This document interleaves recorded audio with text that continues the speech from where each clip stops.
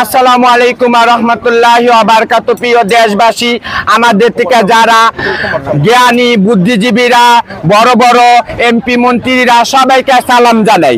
আমরা অসহায় অবহেলিত সবাই বলেন, কিন্তু আপদে বিপদে সবসময় আমরা সব কাজে আগে আগিয়ে আসি, কারণ আমরা মানুষ, আমরা কারো না কারো সন্তান। আমরা চাচ্ছি যে উনাদের পাশে আমরা থাকবো, এবং কি উনাদের যদি রক্ত লাগে আমরা সেদিন এই দুঃখ দেখে আমরা ঘরে টিকে থাকতে পারি নাই। আমাদের অকল কান্না আল্লাহ শুনছে, আল্লাহর কাছে সেজদায় ফরিয়াদ করছি, আল্লাহ এত হিংসা কেন? আমরা শেষ নবীর উম্মত হইয়া কেন আমাদের ভেতরে হিংসা, নিন্দা, অহংকার এগুলো পরিত্যাগ করি? আমরা আজকে এই জন্য সবাই ঝাঁপিয়ে আসি, দরকার হলে আমাদের প্রতিটা শরীরে রক্ত দিব, আমরা তো এছাড়া আর কিছু করার নাই। এবং কি যদি চামড়া লাগে, চামড়াটাও আমরা দিয়ে দেব, কারণ তারা আমাদের এই সন্তান।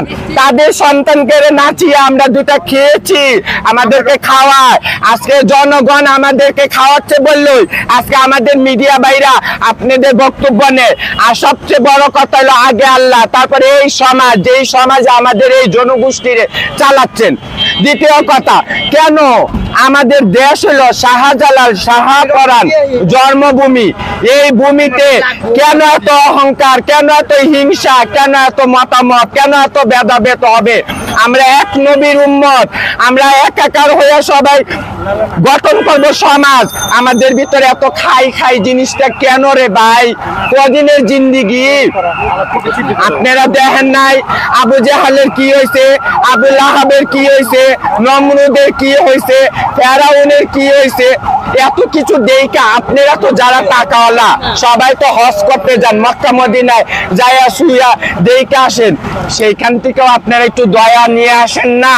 আমরা আজকে কেন এই বিপদ সম্মুখীন হইতাছি? এটা আমাদের আমল, এটা আমাদের আল্লাহর কাছে না জানি কি পাপ আমরা করছি। আসুন আমরা দুই হাত জোর কইরা যত হক্কানি ওলি আউলি আছে সবার দরবারে গিয়া তওবা তোক্কা কাইরা দেশটাকে সুন্দর করি।